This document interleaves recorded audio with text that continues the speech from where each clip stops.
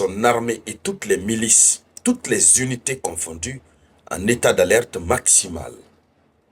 État d'alerte maximale parce que, évidemment, il s'apprête à passer à la phase opérationnelle de tout ce qui est militaire. Et ce déclenchement de l'alerte maximale de toutes les forces sécuritaires du pays est dû à une activité récente à laquelle l'Amérique s'est livrée. Et cette activité, c'est quoi? C'est l'un des navires les plus redoutables que détient l'armée américaine que Donald Trump vient de déployer dans les Caraïbes. Et ce déploiement dans les Caraïbes de ce navire qu'on appelle le USS Gerald Ford, c'est pour pouvoir finaliser l'encerclement du Venezuela et ainsi commencer à frapper proprement le Venezuela.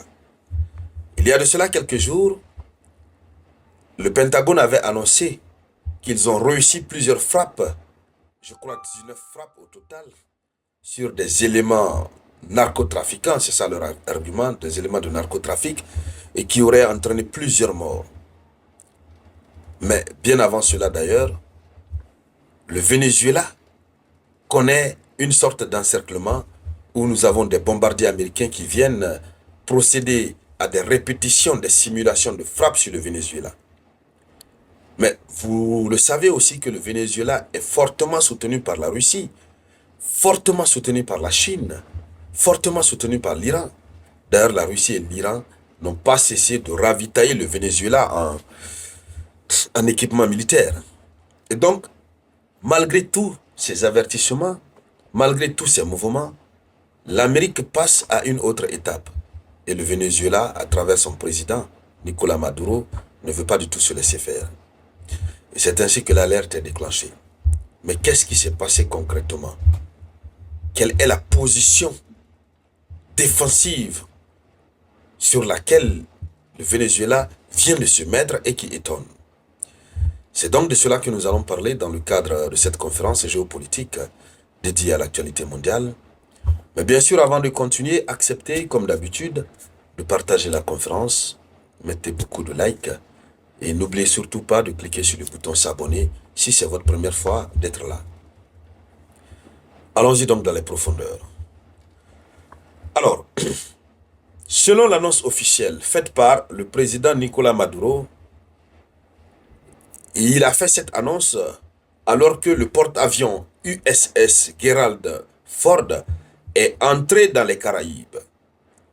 Ce navire, ce gros bâtiment de guerre, qui est l'un des bâtiments de guerre les plus importants que dispose l'Amérique, est entré dans les Caraïbes. Et son entrée dans les Caraïbes n'est pas fortuite, c'est pour attaquer le Venezuela. Alors, le président Nicolás Maduro a ordonné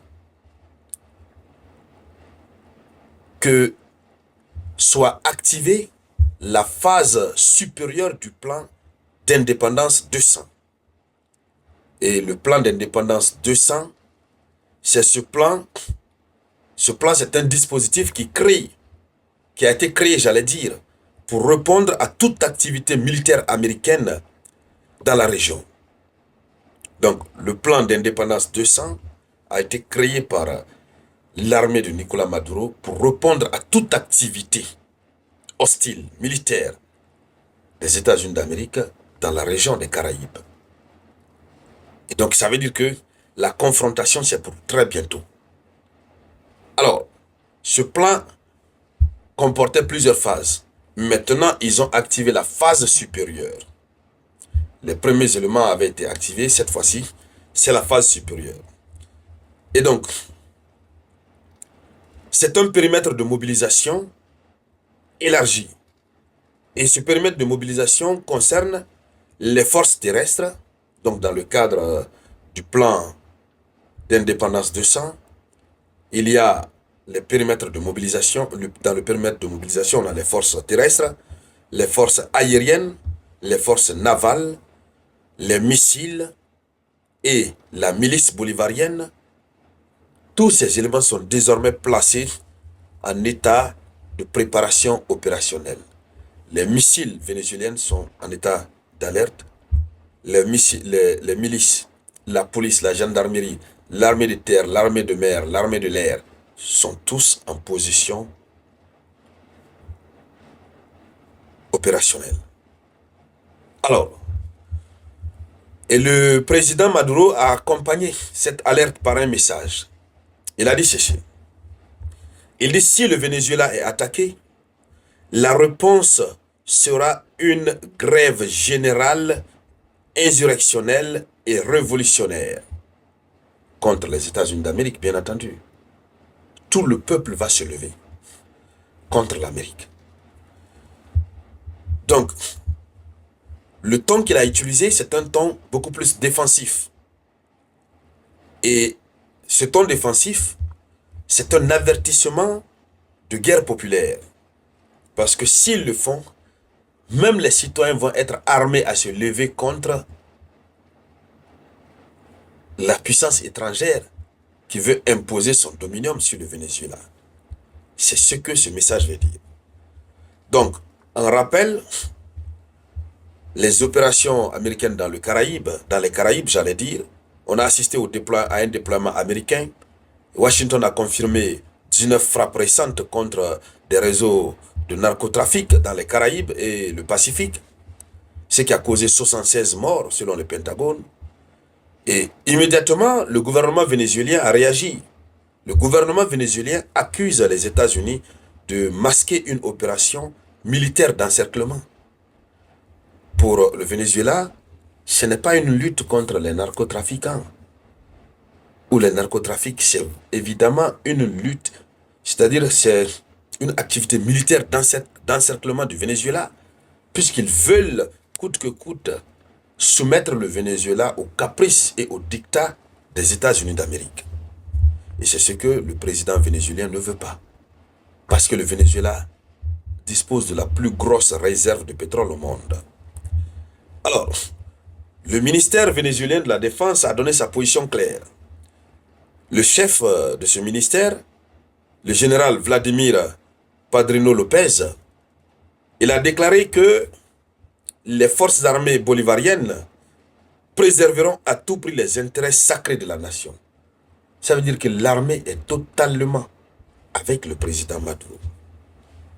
Donc, pour le Venezuela, chaque manœuvre américaine dans la mer des Caraïbes est une menace existentielle face à laquelle il va falloir répondre.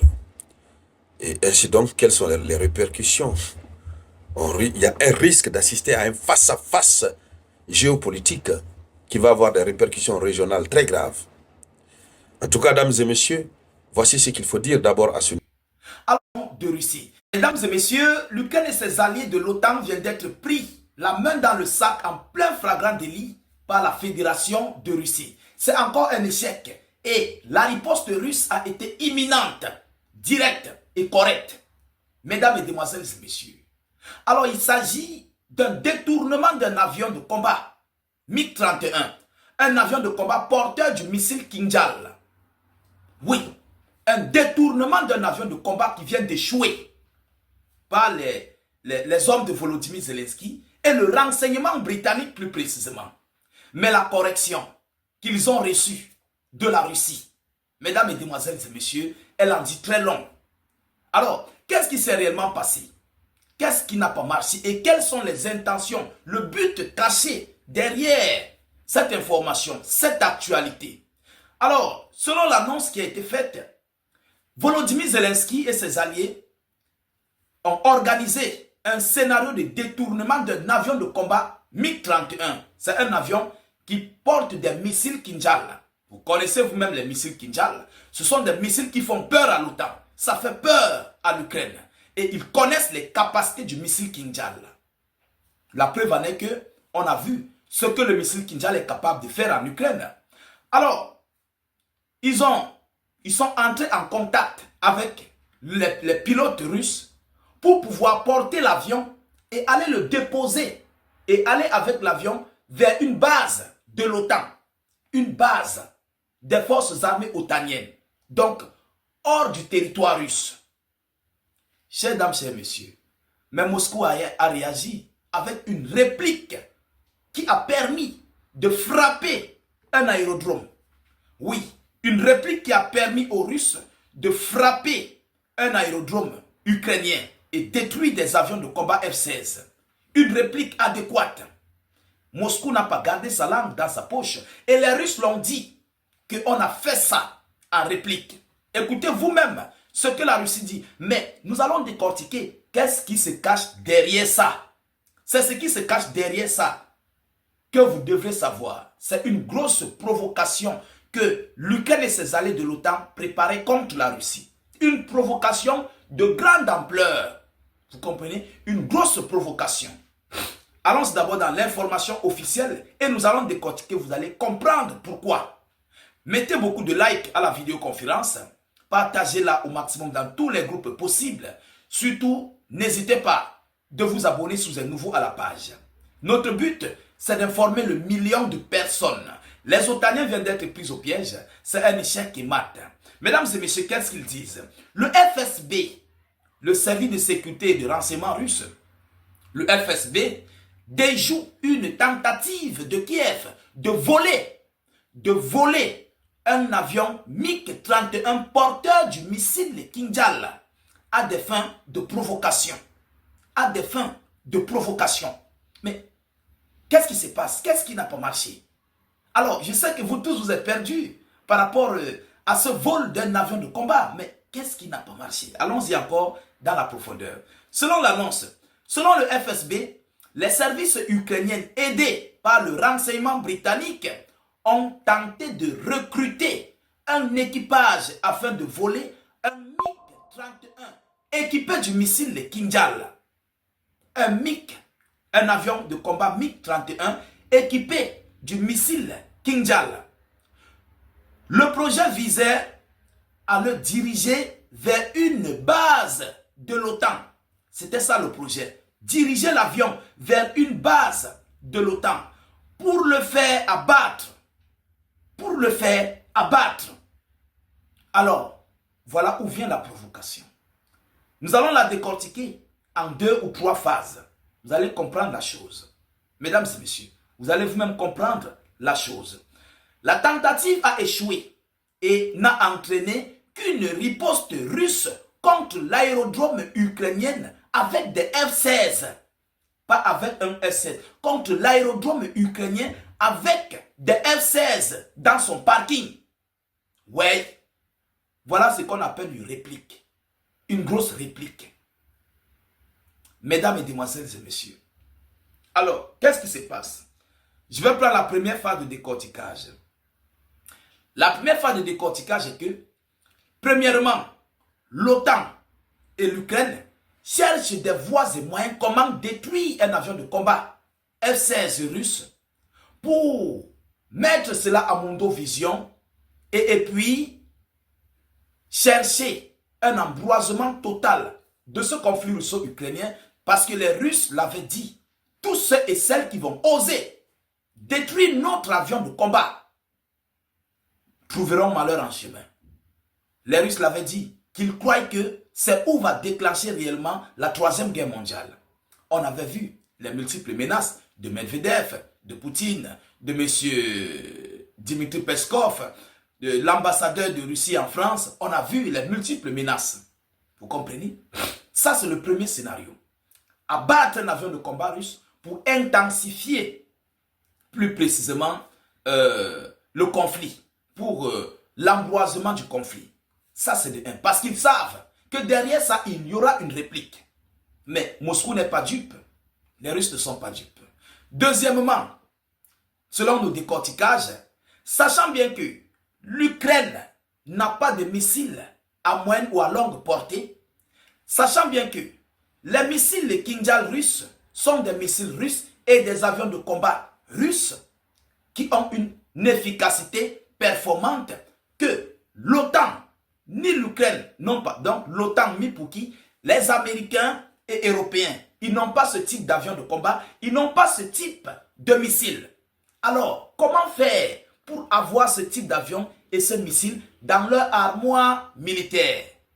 Comment faire pour l'avoir? Automatiquement, il faut voler pour aller copier le même type de missile, le même type d'avion et puis produits en série au compte de Kiev pour désormais les retourner contre la Fédération de Russie. Ça, c'est notre deuxième phase de décortiquage. C'est la deuxième phase. Est-ce que vous voyez?